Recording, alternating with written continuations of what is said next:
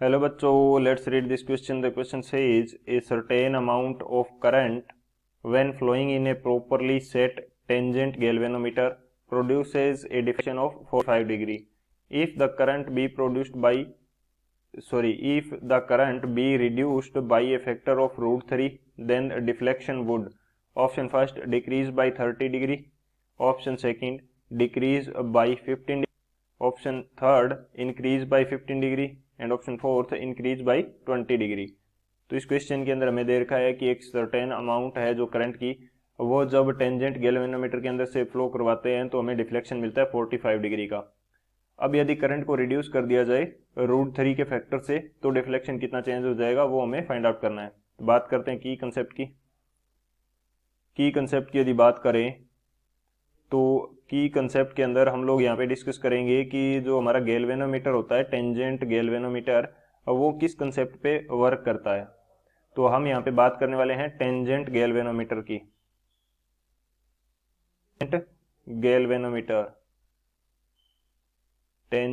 Galvanometer की हम बात करेंगे. टेंजेंट गैल्वेनोमीटर के अंदर क्या होता है, कोयल लगी होती है और इसका कंसेप्ट ये रहता है कि जो कोयल प्रोड्यूस करेगी हमारे पास मैग्नेटिक फील्ड, वो किसके इक्वल होगा, वो इक्वल होता है BH tan थीटा के. BH क्या है, अर्थ के मैग्नेटिक फील्ड का हॉरिजॉन्टल कंपोनेंट है, और थीटा क्या है, थीटा हमारे पास है डिफ्लेक्शन. थीटा हमारे पास क्या है, डिफ्लेक्शन है. एंड जो BH है ये अर्थ के मैग्नेटिक फील्ड का हॉरिजॉन्टल कंपोनेंट है. तो इसको मैं लिख देता हूं हॉरिजॉन्टल कंपोनेंट. हॉरिजॉन्टल कंपोनेंट हो जाएगा ये. और बी कोयल, अब ये देख लेते हैं कि कोयल के द्वारा कितना प्रोड्यूस किया जाएगा. तो बी कोयल की जो वैल्यू होती है वो कितनी होगी, ये हमारे पास रहती है. तो कोयल के कारण सेंटर के ऊपर कितना प्रोड्यूस होता है, वो हमारे पास रहेगा म्यू नोट NI/2R.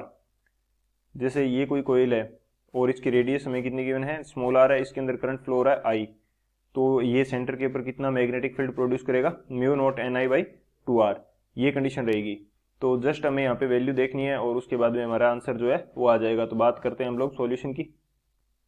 सॉल्यूशन की यदि बात करें तो सॉल्यूशन क्या रहेगा इस क्वेश्चन के लिए वो हम देख लेते हैं. हमें पता है कि बी कोयल जो है वो BH tan थीटा के इक्वल होना चाहिए. बी कोयल की वैल्यू क्या है, म्यू नोट NI/2R, और ये किसके इक्वल होगा, BH tan थीटा के.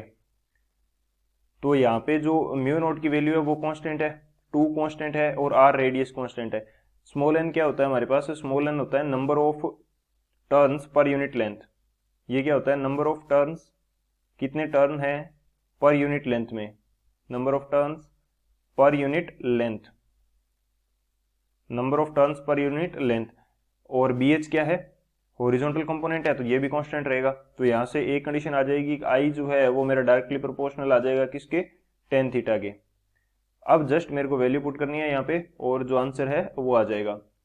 तो यहाँ पे I1 हमें क्या दे रखा है, I1 बाई I2 यदि मैं करता हूं तो ये क्या आ जाएगा, tan थीटा